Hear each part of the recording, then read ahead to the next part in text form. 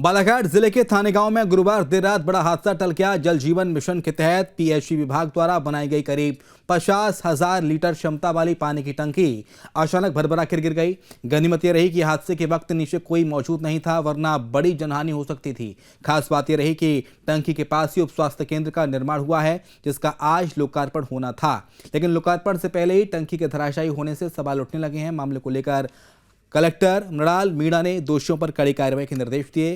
Rising and company के ठेकेदार दिलीप पटेल के खिलाफ एफआईआर दर्ज की गई है। उपयंत्री बीएल उद्दे के खिलाफ निलंबन की कार्रवाई का प्रस्ताव भी भेजा गया है। 2020 में इसका निर्माण प्रारंभ हुआ था और 2022 में बनके तैयार हुई थी। जो गांव वालों को पानी सप्लाई कब से प्रारंभ हुआ था? नवंबर 2022 से। क्या इसकी गुणवत्ता को लेकर के पहले भी कोई सवाल उठाया गया? बिल्कुल, मैंने माननीय पीएचई एसडीओ को इस बारे में बोला था, इसकी जांच की जाए, गुणवत्ता की जांच की जाए।